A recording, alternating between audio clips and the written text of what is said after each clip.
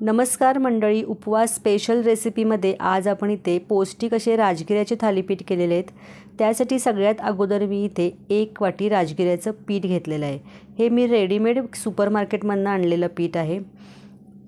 कुठल्याही किराणा मालाच्या दुकानात आता अलीकडे हे राजगिऱ्याचं पीठ सहज मिळतं। एका मोठ्या बाउलमध्ये मी हे सगळ्यात अगोदर पीठ काढून घेतलं आणि हे साईडला ठेवते। त्यानंतर इथे मी एक कच्चा बटाटा घेतलेला आहे आणि सगळ्यात अगोदर बटाटा स्वच्छ धुवून याची सगळी सालं इथे काढून घेतलेली आहेत। त्यानंतर आपण जे पीठ घेतलेलं आहे राजगिऱ्याचं त्यामध्ये हा बटाटा मी किसून घेते। तुम्ही इथे कच्च्या बटाट्याच्या ऐवजी उकडलेला बटाटा सुद्धा वापरू शकता। इथे बटाटा मी कच्चा इथे सगळा किसून घेतलेला आहे। त्यामध्ये सेंधवचं मीठ घातले चवीनुसार। अर्धा चमचा इथे मी साखर घातलेली आहे आणि अर्धा चमचा होईल एवढं मी लाल तिखट घातलेलं आहे आणि 3 चमचे इथे भाजलेल्या शेंगदाण्याचा कूट घातलेला आहे।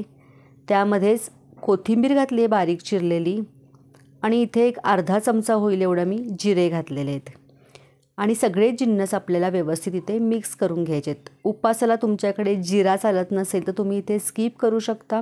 थोडंसंच पाणी घालून आपल्याला हे पीठ आता इथे भिजवून घ्यायचं आहे। इथे पाणी जास्त लागत नाही, अगदी मला एक पाव वाटी पाणी लागलं होतं। कच्चा बटाटा असल्यामुळे त्याला भरपूर पाणी सुटतं आणि पीठ त्याच्यामध्ये बऱ्यापैकी मळलं जातं। गोळा इथे तयार करून घेतला आहे आणि 10 मिनटं आपण रेस्ट करून घेतलेला आहे। आता 10 मिनटं झालेले आहेत, आपण लगेचच थालीपीठ करायला सुरुवात करूया। त्यासाठी इथे नॉनस्टिकचा तवा घेतलेला आहे आणि त्याच्यावरती एक अर्धा चमचा मी साजूक तूप घातलेलं आहे।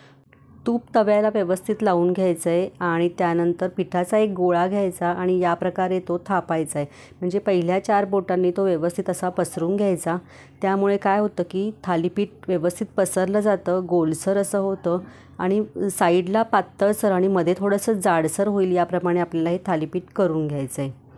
त्यानंतर मध्ये एक भोग केलेलं त्याच्यामध्ये साजूक तूप थोडंसं घालायचं आहे, म्हणजे मस्त मधनं ते शिजलं जातं थालीपीठ आपलं, मध्ये कच्चं राहत नाही।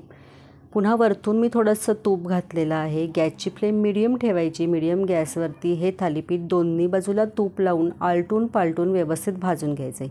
वरतून मी पुन्हा तूप सोडलेलं आहे, पसरून घेतलेलं आहे आणि आता थालीपीठची दुसरी बाजू मी परतून घेतली। एखाद मिनिटभर चांगली ही शेकून घ्यायची एक बाजू।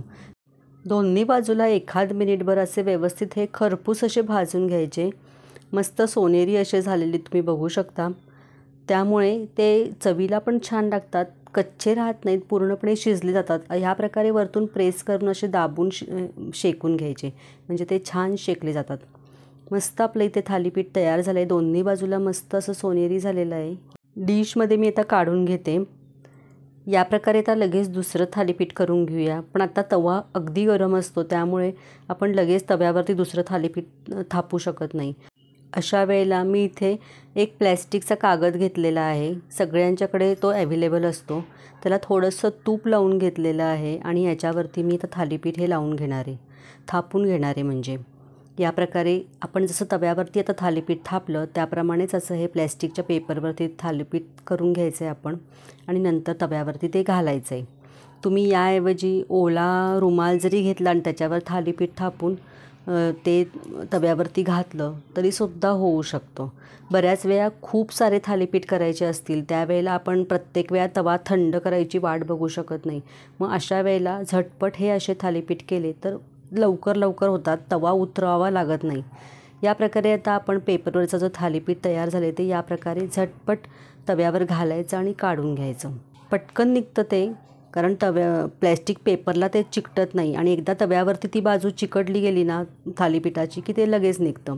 वरतून पुन्हा साजूक तूप इथं घातलेलं आहे आणि मगासारखं आपण दोन्ही बाजूला आलटून पालटून हे थालीपीठ व्यवस्थित असं दोन्ही साईडला शेकून घ्यायचं आहे। एखाद मिनिट झालेलं आहे, आपण हे थालीपीठ उलटून बघूया।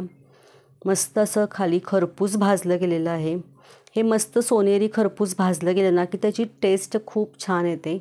अतिशय राजगिरा पौष्टिक असल्यामुळे आता नवरात्राचे उपवास चालूच आहेत किंवा कोणत्याही उपवासासाठी हे थालीपीठ आपण झटपट बनवू शकतो आणि पोटभरीचा असा नाश्ता होतो। नक्की करून बघा। रेसिपी कशी वाटली नक्की मला कमेंट करून सांगा। आवडली तर लाईक करा, शेअर करा, सबस्क्राईब करा। तुम्ही कोणत्याही उपवासाच्या चटणीबरोबर हे सर्व करू शकता किंवा दह्याबरोबर अप्रतिम लागतं।